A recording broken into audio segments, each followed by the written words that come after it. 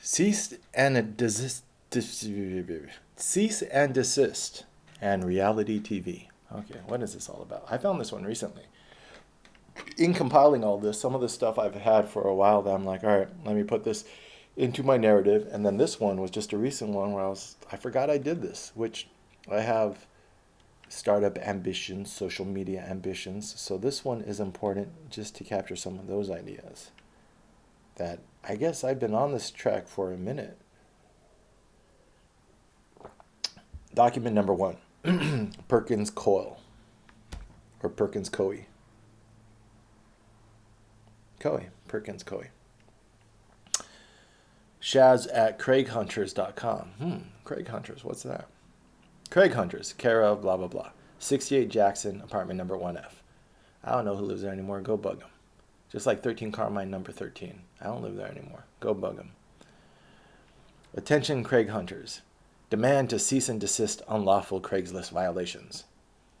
Dear blah, blah, blah, and Craig Hunters. I don't want to get the person who registered the website for me in trouble here.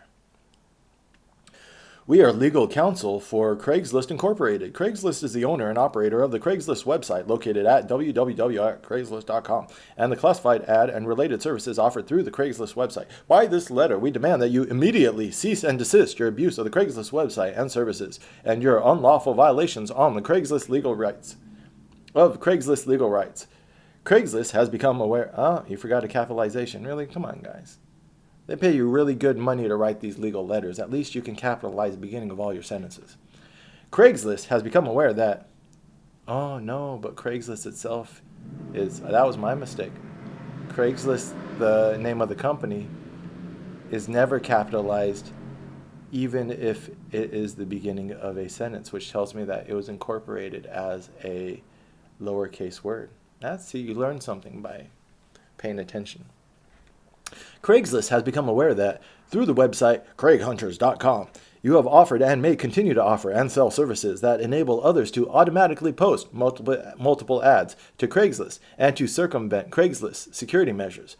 Your services, including but not limited to examples of posting as a posting agent, are explicit violations of the terms of use, which govern all access to and use of the Craigslist website and services. Please refer to Section 8 and 12 of the terms of use. Specifically and without limitation, Craigslist terms of use prohibit posting content on behalf of others, to cause content to be so posted or otherwise access the service, to facilitate posting content on behalf of others, posting the same item or service in more than one classified category or forum, posting the same item or service in more than one geographic area, posting non-local or otherwise irrelevant content, repeatedly posting the same or similar content, or otherwise imposing an unreasonable or disproportionately large load on Craigslist infrastructure.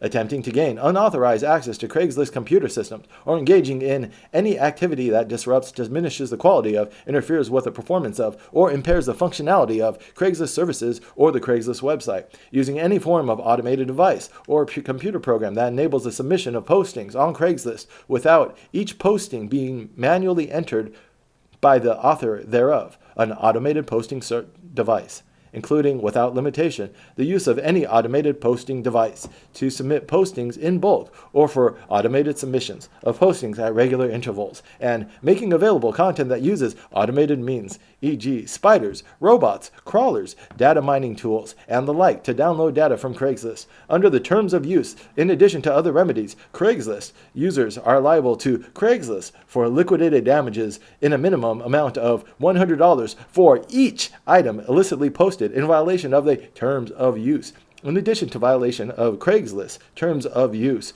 your services and related activities violate Craigslist rights under the U.S. Copyright Act, 17 U.S.C. Section 101 et sec, and the Federal Computer Frauds and Abuse Act, 18 U.S.C. Section 1030. Your activities are also unlawful under a wide assortment of similar state laws, as well as state laws prohibiting unfair business practices and interference with Craigslist's relationship with legitimate users. Remedies Craigslist may seek under these laws include actual damages, your profits, statutory damages, including statutory copyright damages up to $150,000 per copyright violation, because your actions are clearly willful, costs, and attorney's fees, as well as injunctive relief to stop by court compulsion your unlawful content. Your illegal activities callously injure Craigslist, harm Craigslist services, and interfere with the legitimate utilization of Craigslist by law-abiding users. They are wordy, aren't these guys? We expect your immediate attention and immediate compliance to this letter. In addition, we demand that within no more than 5 business days from the date of this letter, you provide written confirmation of your compliance with Craigslist cease and desist demand, written or documentary verification that the website craighunters.com is taken down and that you have ceased all Craigslist posting services and that you have removed all mention of Craigslist posting services from your website. Written confirmation that you have destroyed or will destroy the products, software, programs, infrastructures, and other tools, devices, data, or documents that you use to provide the services, including but not limited to auto posting. Written confirmation that you will not induce, encourage, or in any way assist anyone else to develop or provide the same or similar products, instructions, literature, videos, and software. Written confirmation that you will not in the future develop, offer, sell, or contribute in any way to the services or products that violate Craigslist's term of use or rights. As reported in the news, Craigslist has launched legal action against numerous individuals and entities for similar abuses of Craigslist website and services. Craigslist reserves all available rights and remedies in law and equity here.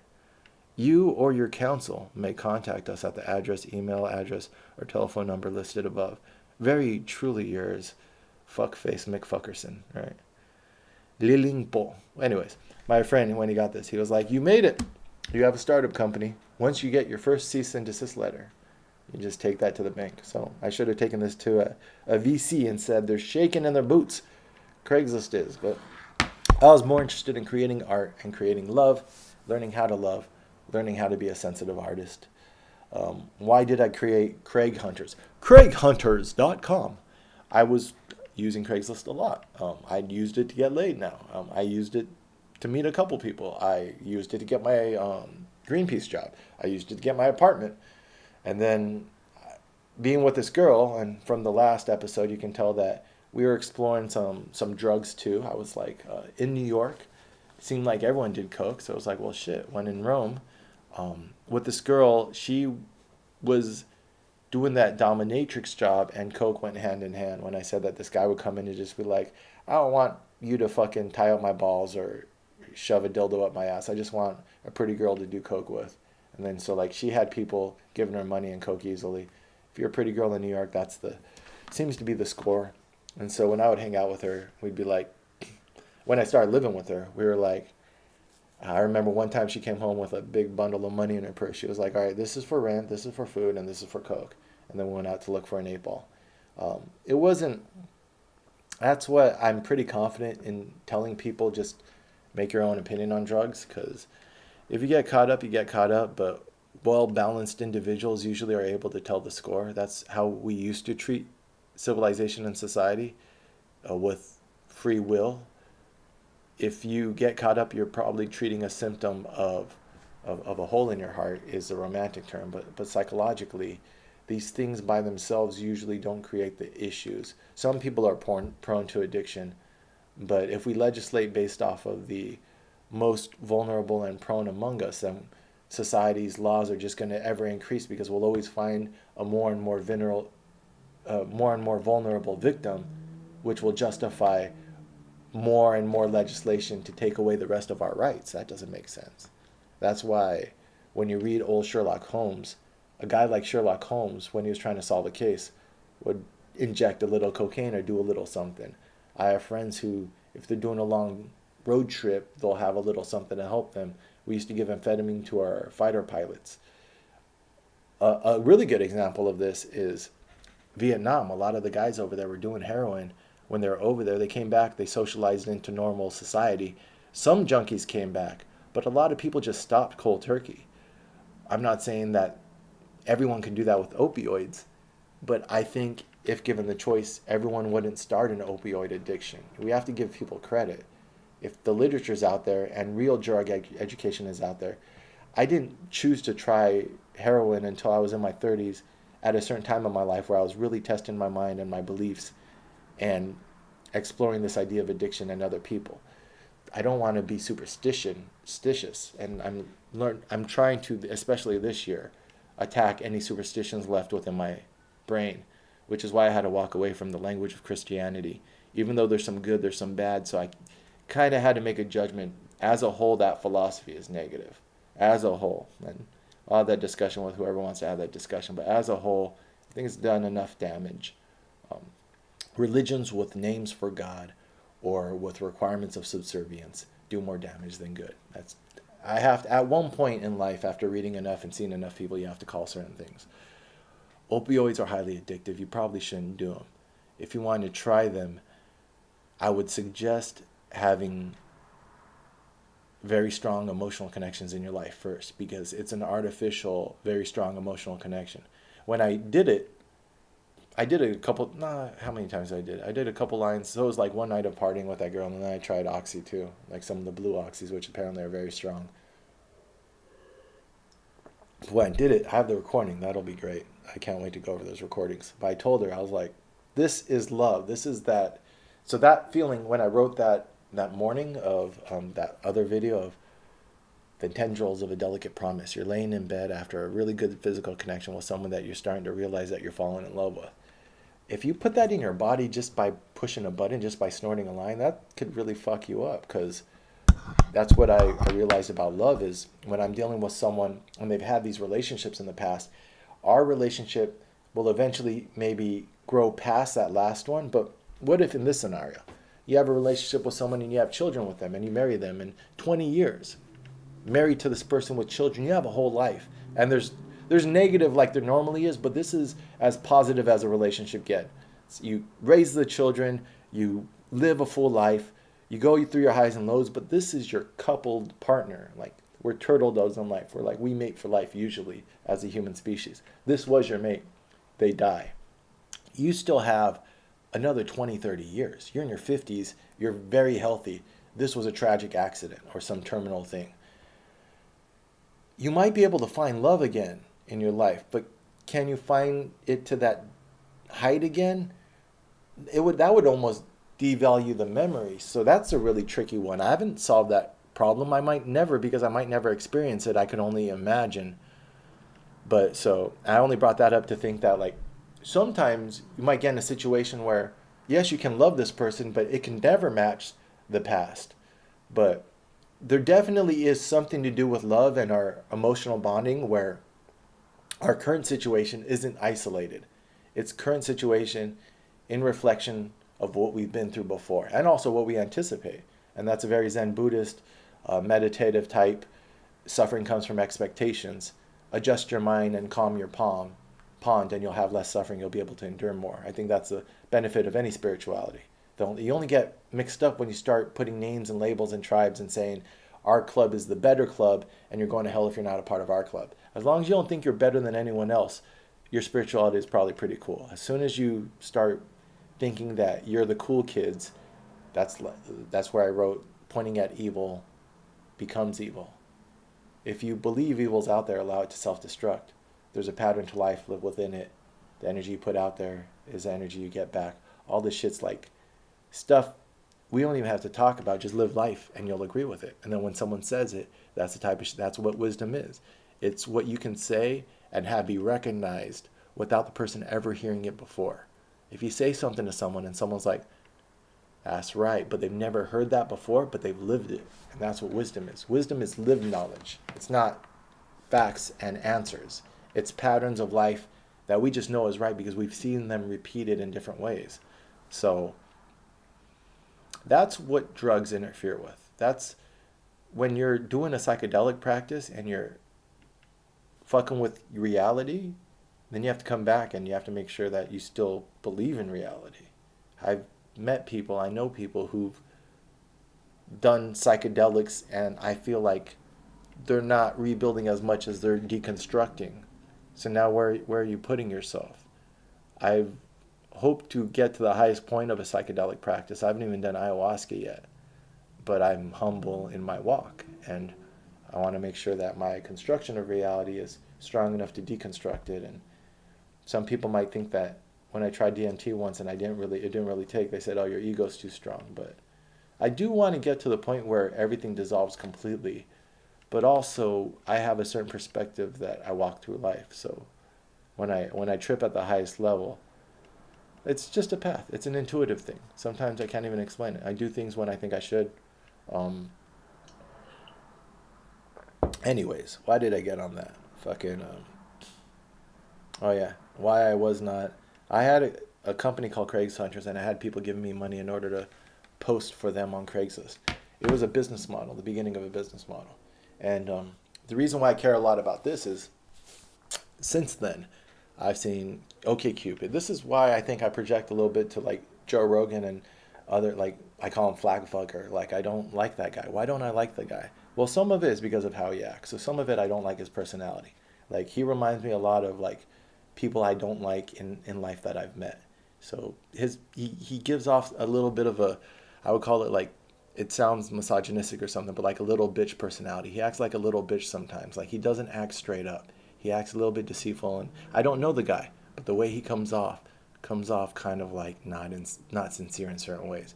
But I don't know the guy, so a lot of that's projection because he started his podcasting when I started my California trip. If I'd stayed in that lane, I could have grown in this time period, but I would have had to give up all these life experiences I got. So that's great. Take my energy away from being negative towards him, take it into positive towards me. That's how you solve negativity. Just dead the bullshit, stay away from it, put the energy back in you. That's what's led me to good love in my life and good success. I don't have a short memory when it comes to bullshit. But still learn from that. There's something there. That's why I've been exploring this year. Those strong emotions are compact thoughts. There's wisdom to be gleaned. Don't let the emotional side of your brain be in the driver's steering seat, the driver's seat, because then you're going to be swerving all off over the road. But it's a pretty good co-pilot. It tells you if you could sift through the bullshit and unpack it, there's some insights in your emotional mind which when I ignore my initial emotional response to people or things, it seems like I have to learn things twice. Sometimes those insights, female intuition is a thing. When girls tell me that they never liked someone from the beginning, I'm like, yeah, that's clients when I have an emotional reaction to them. So initial emotional reactions are important, but that's what I'm trying to do here. This isn't just me talking, but I'm capturing really awesome emotions that later on I'll be like, why was I heated in that time? Why was I talking about that? Unpack it. There's something there. Every time that your emotions go up, I feel like there's an insight to be learned. And sometimes it's counterintuitive and it's not what you would think. That's why when people are a little bit too happy, when I'm interacting with someone and the emotions aren't par for what logically I think should be happening, yeah, if you're too happy and you're talking to me, then that's raising my suspicion too. And that's why the smartest people, I think, communicators, know how to keep themselves even.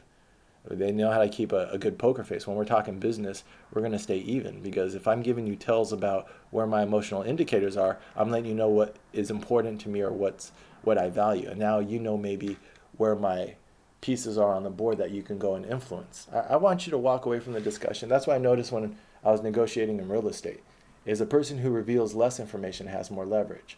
So if you're talking to someone and you're revealing a lot of emotional indicators, you're giving the person all these tools for manipulation. If you're talking to someone and you're just getting information, you're not revealing a lot of information, that's a good negotiation. It's people who get information, don't reveal it. And now if you're talking to another master, it's almost like a chess game where I've seen people very powerful and at maybe not the top, but high levels of real estate and how they talk with each other. And I'm like, they're really being cagey, but they're just, from the interaction, I can tell that they're feeling stuff out. And this now has become the conversation, which isn't about the words that are being spoken, but more just, this is the interaction. You have a good interaction with a powerful person, and that could lead you far in life, because that might be the only audience you get. I've had some interactions with powerful people that, didn't handle it the best, and that was the only audience I got. This is the only audience I got with Craigslist lawyers. So they're like, stop it, what are you doing?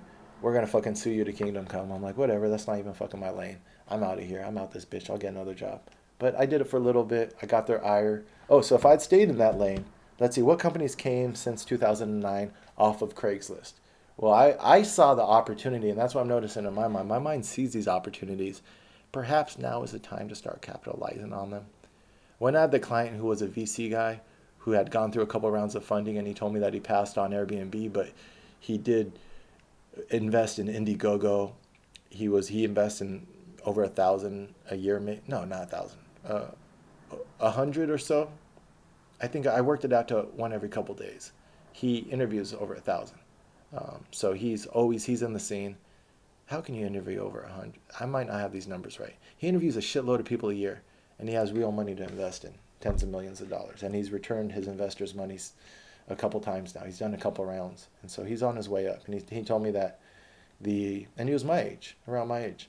He told me that the problem almost is trying not to be too successful, because when you get a whale, when you get a unicorn or whatever, no, the whale's an investor, but if you get the company that's going to blow up, that has a potential for like billion, whatever, it's going to be it's going to be a Facebook or something. You're going to get bigger attention from the bigger investors who are going to push you out. So it's almost like when you get those big guys, you're going to get shoved out, but then you can't really live off of the small guys. So you want to have success, but you don't want to attract too much attention until you can really, unless you have that really good relationship where you're not going to be pushed out of the deal. So he was navigating that, and so I think Indiegogo is one of the ones he jumped on that was a pretty good return for him. But he told me that he was approached by Airbnb in past. So that was interesting, because that would have been by far his biggest if he had gotten in with that guy. So now I see it from that side. Being in real estate is really awesome because I got that guy an apartment. I get people with money who are good at what they do don't want to waste their time running around New York looking for an apartment. And then that's the type of clientele I was attracting. People who just wanted a professional to solve their problem. So quickly I can show them, look, I have a good lifestyle. I live in a nice area. I know what the fuck I'm doing. I have over 50 positive reviews. Everyone says that I'm one of the best at what I do. I consider myself the best rental agent at the time in the city. So that let me come across some interesting people who are successful. What you do, so when I said about relationships, like attracts like, I attracted this other late bloomer who was trying on different roles while I was the same way. Late bloomer trying on different roles. She was an artist, I'm an artist. Sincerely express yourself and try to figure out what your path is, and then put energy and time into that and express it, and then you'll attract others on your path.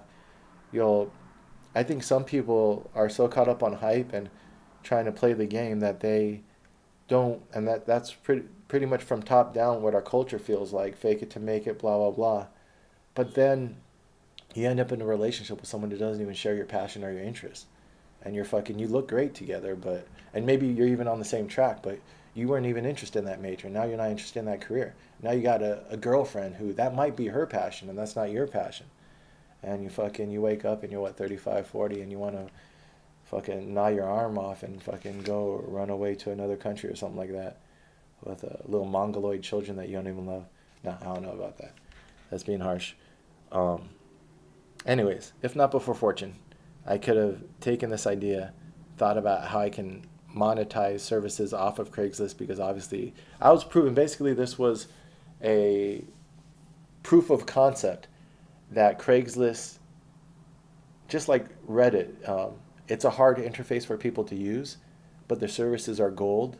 There's people out there who would pay to make these services easier to use. So how big of a jump is it from that to be like, well, let's just iterate a business model around the most in-demand service, which doesn't seem to be getting met on Craigslist. Craigslist is proving that there's a market for dating online. There's a market for selling your furniture online. There's a market for renting your place online. And all of these are very different markets and different ways you would solve this problem. So you can how big of a jump is it to be like, where is it the interest the most in one of these services Craigslist is offering? Where is the biggest disconnect between the people who are interested in it and the delivery of service that Craigslist is offering? Because that's going to be your competitive advantage. That Craigslist has proven that there's a huge interest, and yet it's being not met. I would say the first one was dating, and that's why OkCupid came out. When did OkCupid start? Let me look that up. Let me see if I'm right. OkCupid. Because at one point, everyone in New York was on that. But before that, people were dating on Craigslist like myself. Mashable. Would it be Mashable? Wiki. 2004. So OkCupid was around for 5 years in 2009. But I wasn't on it. I was using, so that's also, these things don't happen overnight. They take a while to develop. So it was launched 2004. But at this time, Craigslist was still a viable way to date people online. Um, I didn't hear about OkCupid 2009, but a couple years later, then it seemed like a lot of people were on it. And then when Tinder came out, Tinder was crazy. But I think a lot of Tinder's growth was just that you only needed Facebook to sign up and Instagram. A lot of that growth in the modern startup companies are just because the larger companies are buying them or keeping them in their sandbox. It's not really innovation, that's fake growth. So as soon as you have a real innovative company out there who actually solves that problem better. So all you have to do is look at one of these user base and then come at it's algorithms. So step-by-step ways to solve problems, and now you introduce a language of programming into it. But from the macro perspective, it's a logic problem, and it's a sales problem. You identify a need within a market, that you identify a client base that's being underserved, and then you come up with a better step-by-step way to solve that problem. Is how. So if I had stayed on that, by now being in my 30s, I think, and after you make money, and I solve these insecurities about love and about money and about other stuff, just live life a little bit. I am starting to realize what my skill set is, and if I'd stayed on that path, I'm pretty sure I could have iterated something out of that. And that's what my friend told me, who got his master's in tech. He was like, and he was a lead programmer on a media company for their website at one point. So he was decent at what he did, enough to get paid some decent money. He handled floors of a hospital before as well. And he told me, he was like, you got your cease and desist letter, dude. Fucking take this to a VC guy. You got something. You got their ire. But instead, I took it to a reality TV show, because being on Craigslist, I was like, oh, fucking, I didn't have the discipline. In order to make money, real estate taught me the discipline, the ability to grind. Also in art, when you're younger, you feel like everything's easier. Expectations, suffering comes from expectations. You expect life to be easier. If you ever really want to make money in life and have success, you have to have a point in your life when you just work until you're successful. Not your whole life, but I feel like there has to be a window of grinding when you adjust your expectations to how hard life actually is. There's a point in real estate when I just said, I'm just going to work until I make the money. And that could be suicidal. You could grind yourself into the ground, but that's the point. You find out what your limits are and what's the actual sweat equity required for success in this world. Because every time period and market and everything is different. At a time, it might have been very low barrier to entry. At a time when there was a gold rush in California, the sweat equity might have actually, this is when you get in at the ground floor. Is Elon Musk a genius? Or did you just enter a market, multiple markets, at a time when the sweat equity was actually pretty low barrier to entry? And now, I would say now for some of these markets which are really saturated, it's actually very high level of entry. So why would you get into some? But if I wanted to make my money in tech, which I think it's in social media right now, you identify a market that's not, well, anyways, I've spoken too much about my ideas in my wine cellar. I'll keep my wine in the cellar until the time of my choosing.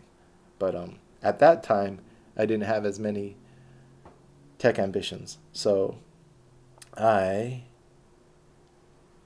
saw something about casting for a reality TV show. And I was like, oh shit, I always use Craigslist. So I said, hey there, I think would be, that's what it is, Coke too. Fuck, that's what I was talking about, Coke. At that time, exploring women, but also exploring Coke. And then she was like doing the dominatrix thing. Eventually, she stopped doing that. I've never really been into addiction. I stopped smoking cigarettes even. Very independent people, especially if you work out and healthy and stuff. It's like, you can't, I would smoke a cigarette before I went to the gym, but you make you feel like shit. So in this life, momentum and direction are everything. So if you're putting money and time and effort into your health, then why are you doing these negative things? So I've always cared more about my health than other stuff. And also, I care about my friends and my partners. So I knew that she was like, she would do bumps in the morning and she would just do Coke in a way that I thought was excessive. And I was like, well, let's just chill on that. So eventually we chilled on that. But learning, I dealt with an addict earlier in my 20s. And I don't think she was addicted, but people even now who I know who party, I'll party. I think Coke is awesome as an occasional thing a couple times a year. Coke is a fucking awesome drug. It's for what it is. It's not something to do. So I try to tell people, like, just don't do it more than once a week. Like the fucking ketamine. Like, I don't think coke does that damage on your body, but I get concerned when I have friends who are doing it multiple nights in a row, because that's when that habit, there's patterns of addiction which aren't every night, but they're still a pattern of addiction. So just humble yourself to how strong a drug is. Humble yourself to how strong opioids are and other stuff. There's people who are able to use these drugs responsibly, but that's not everyone. And acknowledge if you're not one of those people. There's people who can eat one chip, and people who, when you open the bag, it's gone.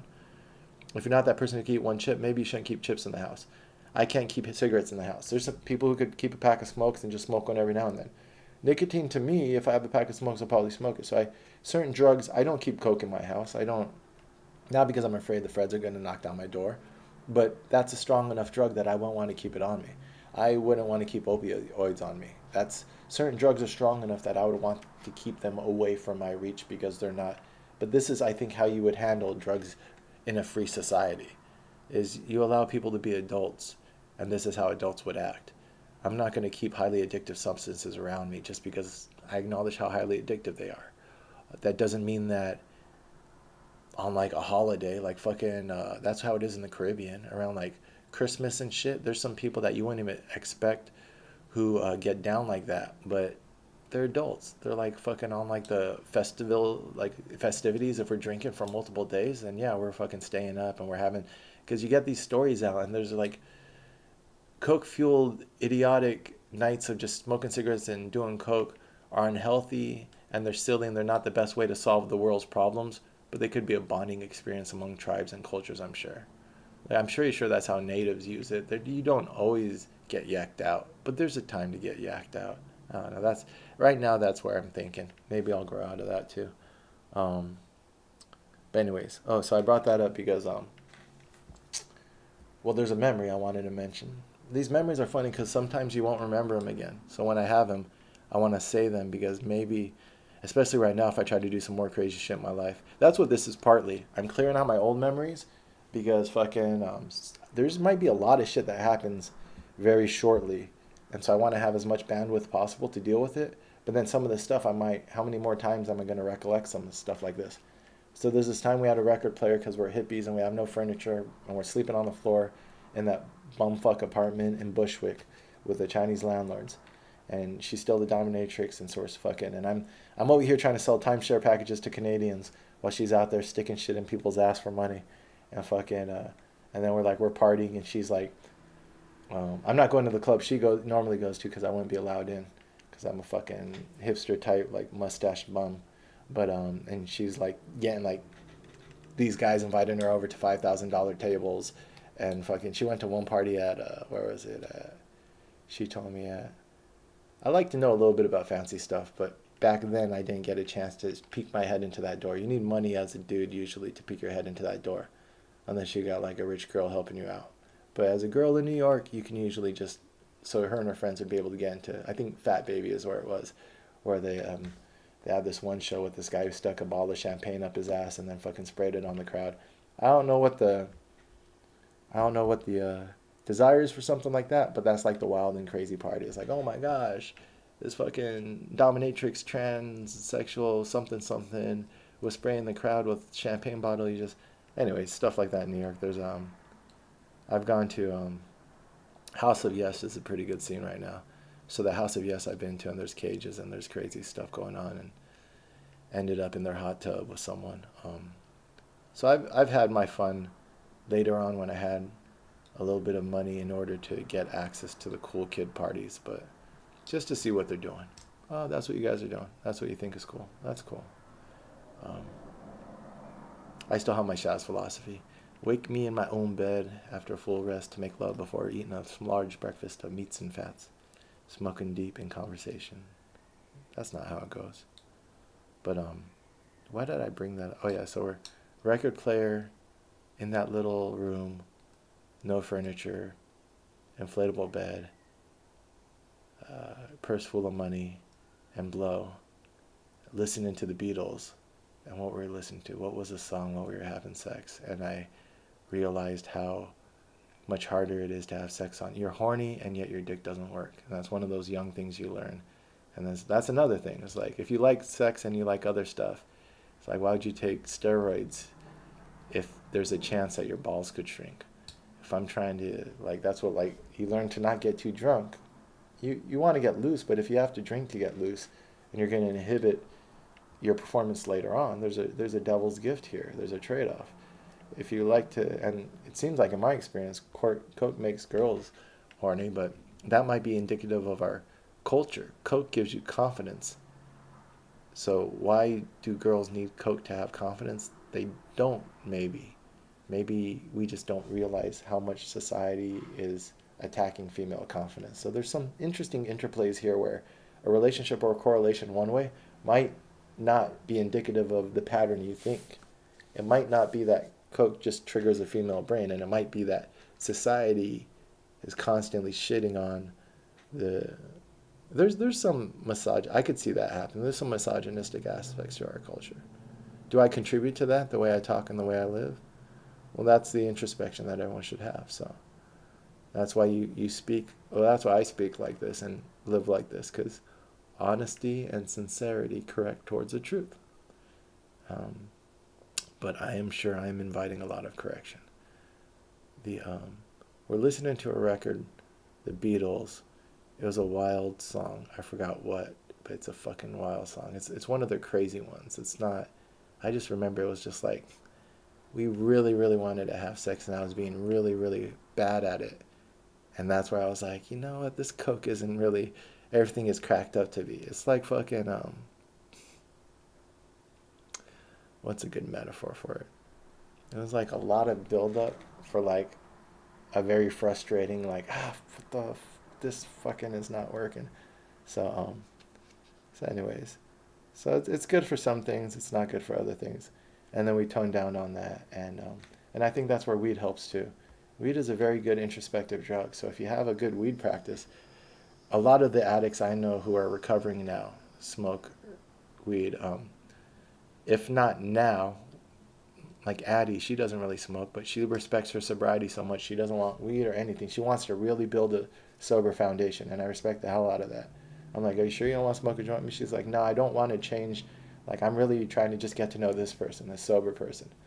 And I'm like, fuck yeah, that's, I guess, how you do it. But in her deciding to want to be sober, she smoked. And weed might not be the catch-all for everything. We're like, smoke and it's a cure for addiction. But I know that it's a choice to get out of addiction. You can't help someone who doesn't decide they want help. If someone wants to be an addict, and in order for them to get out, even though they're still addicted, if they've decided to get out, that's a first step. That's what the 12-step program too is. Acknowledging your problem is the first step, and then your support system, everyone else is going to help pull you out, and you're going to climb out too. So weed, I don't think, is a good crutch from the main girl I know for this type of wisdom.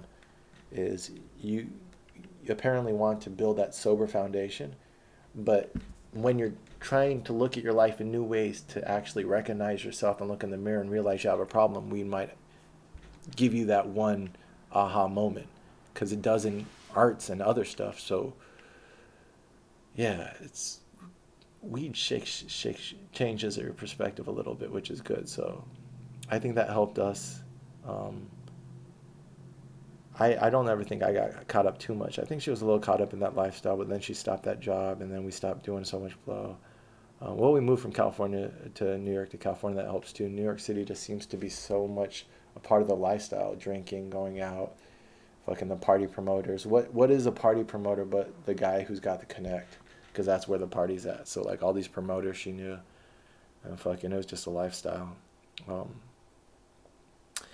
Anyways, why'd I bring that up? Oh yeah, so all that shit is part of the reason why I didn't think like I do now about internet companies, because my energy was going in different ways. And that's another reason to check the chemicals and the habits that you have in your life.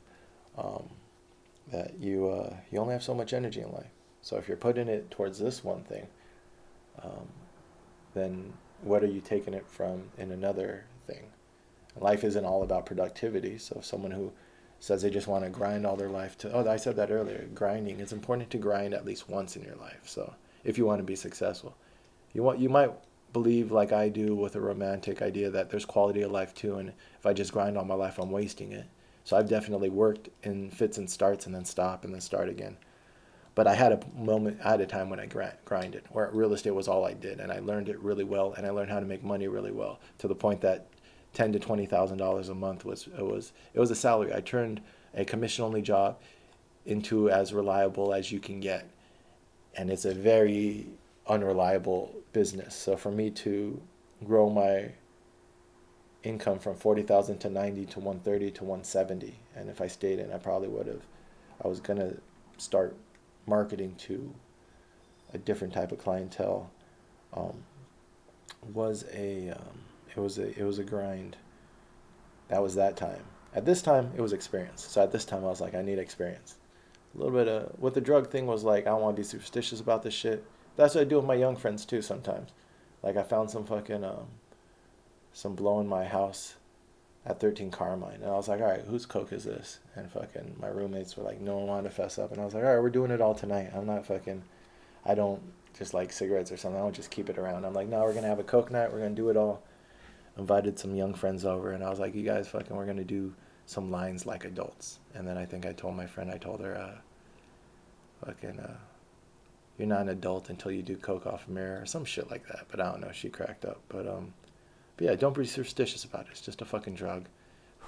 Don't develop a habit, but like fucking, you're stronger than the drug. Otherwise, you have bigger problems than the drug. So, that's how I think about religion too.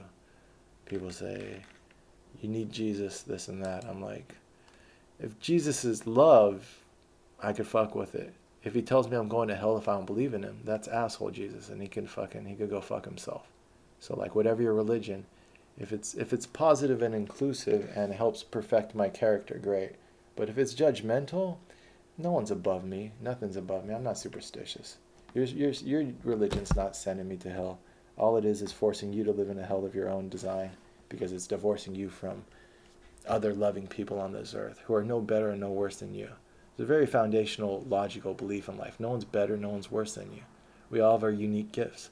Perfect your character and you'll find the best expression of yourself. And then you'll find the best love and the best success and this and that. So, anyways. I think that's what Genghis Khan learned when he was in prison when he was young. When I think about his character and I saw that movie Mongol, and he's sitting there in that prison for so many years in his youth, he learned that joy and wisdom are innate because he had to, or else he would have been broken. And the fact that he was in prison during his formative years and he wasn't broken allowed him to develop this kernel of wisdom and truth within, which then allowed him to overcome a lot in life later on. So, and that's this year too. I was like, I'm getting too soft with this lifestyle. And so I forcibly made myself suffer, lost my apartment willingly, just stopped going to court. I was winning the case against the landlord. I have that documented.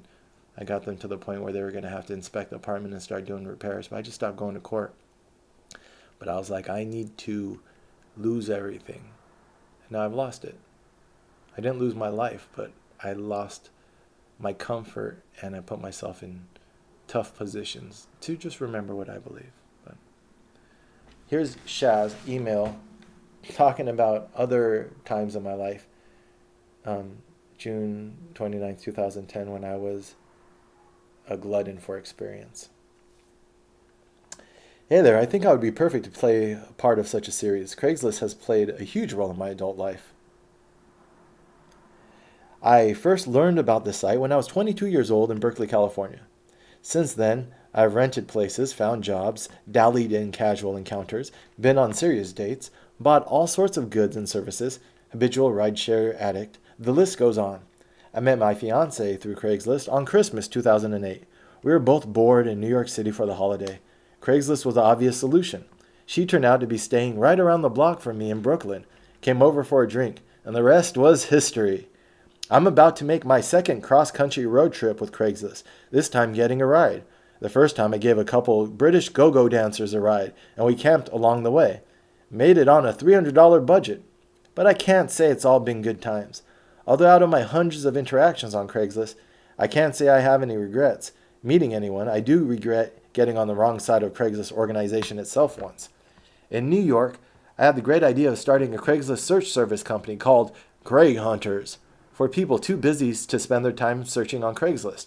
Anyone familiar with NYC Craigslist, or LA, or any big metro area for that matter, will tell you that good deals go fast. So my plan was to be a virtual presence for people to try and nab the perfect job apartment cutie.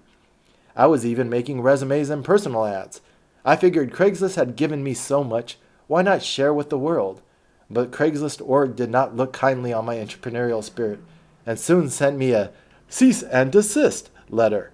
Personally, I don't think they had a solid case against me, but I respected the organization and loved the service enough to stop immediately.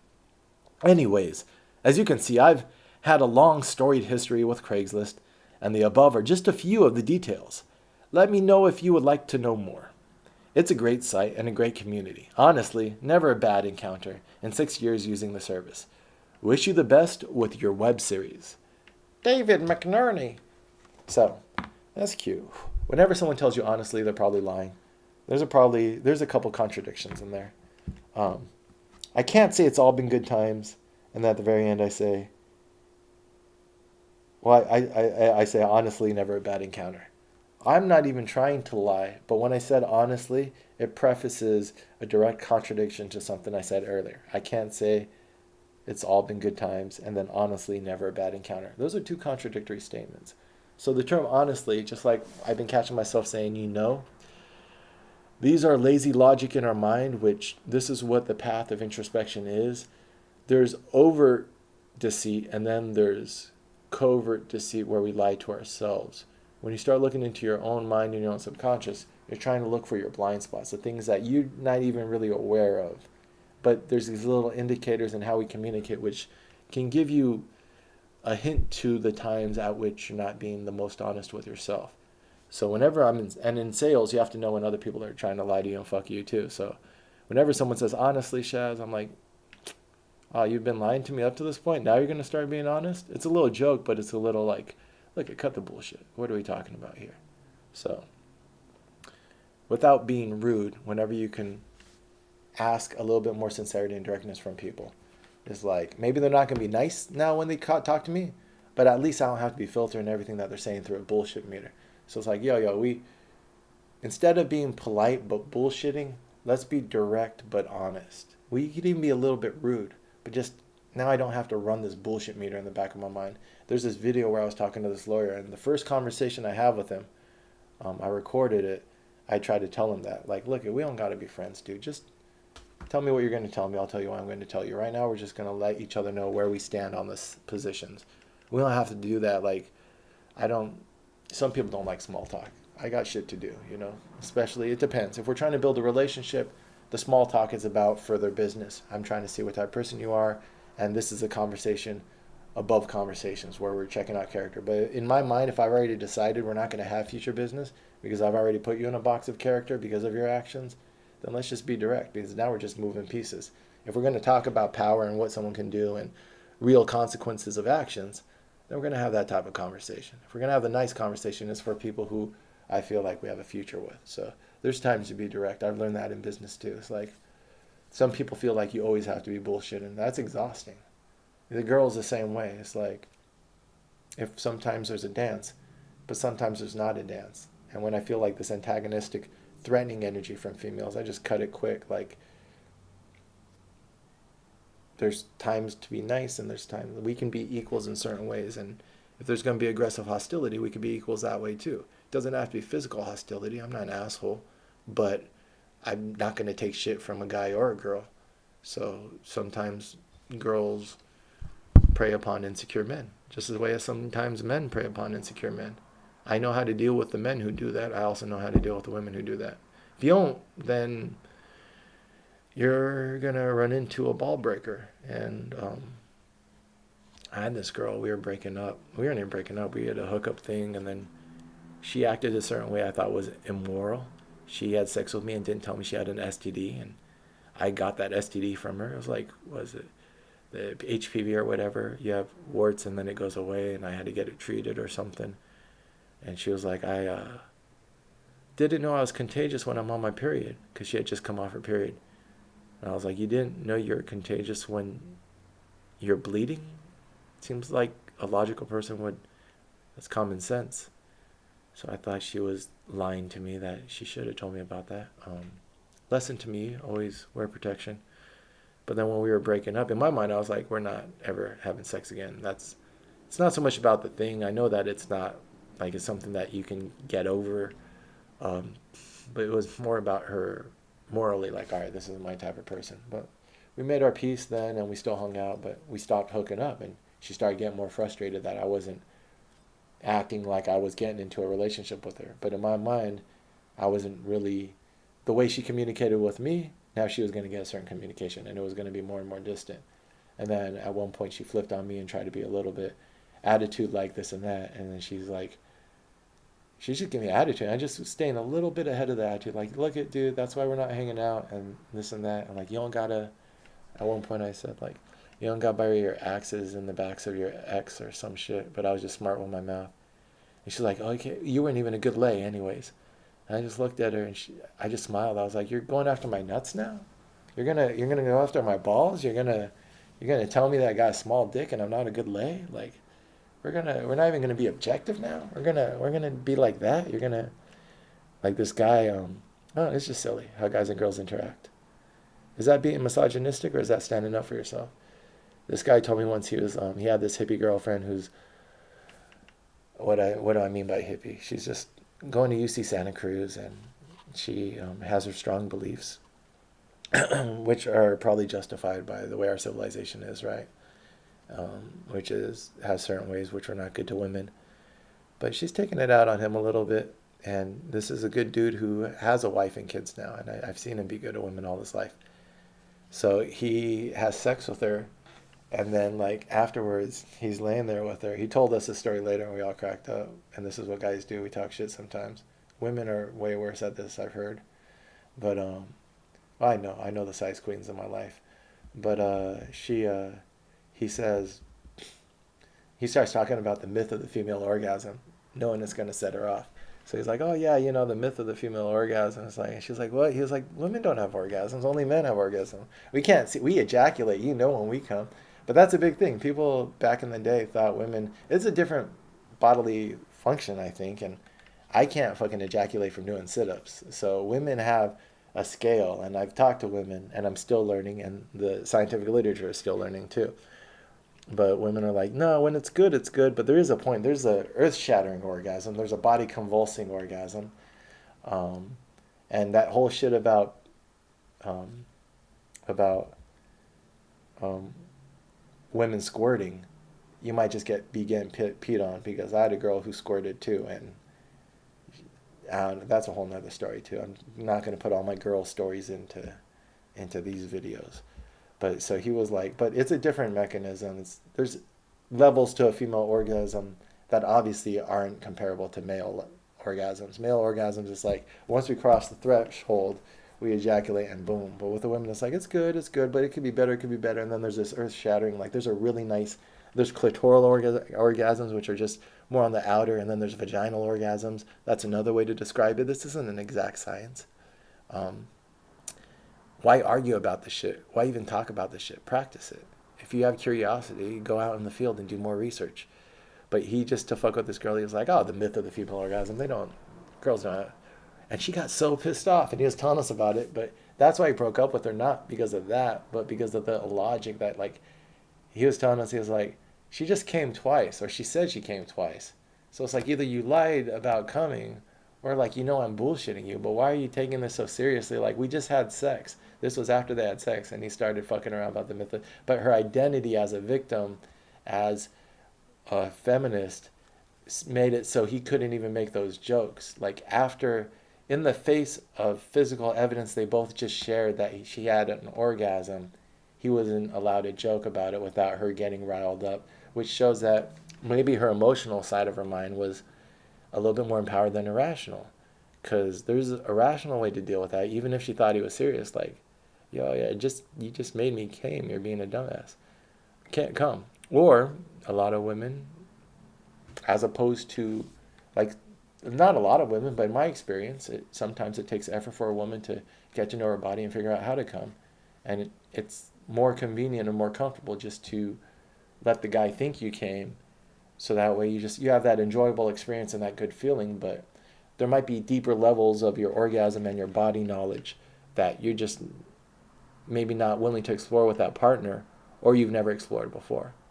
This is my opinion from the partners in my life and my experience. So, but this is how you become better lovers, by talking about it and by having more partners. So, but he was like, yeah, she either was lying to me about coming, or she just didn't really see the whole joke. And he wasn't being a dick about it, because I know this guy. Everything he says is with a smile and with a laugh. So he wasn't like, you're a fucking myth of the female orgasm, men's rights. He was like laughing and fucking cracking up while she was blowing up at him. Like, I can't believe you would say that. This is, and that is shit that men would say in the past. I think if you, feminist history is important, because there is a history of oppression, and this is a part of the dogma and shit. But you also have men and women talking about sex and who gets more pleasure out of sex, and interesting conversations since the Roman times. If you look up, like, Ovid is so sexual. He got banned from Rome, not for his political works, but because he was encouraging lesbianism. Like, intellectualism and curiosity about sex has gone back to the classics, and these arguments about who gets more pleasure about sex and what is a real orgasm. So it doesn't, culture has a history of oppression against women, but it doesn't mean that all intellectual curiosities. Why am I defending myself? Who am I talking to? I'm talking to myself.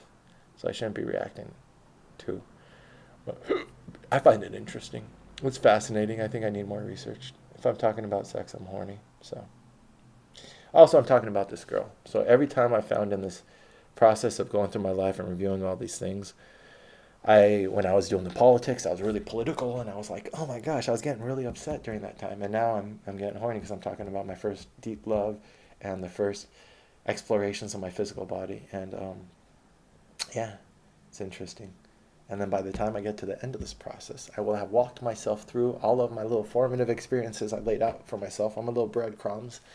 And hopefully I have a better sense of who I am and what the fuck I'm trying to do, which will benefit me in the world. Or, I don't know. It's something to do. It's something to do on a Thursday. So, happy Thanksgiving to me.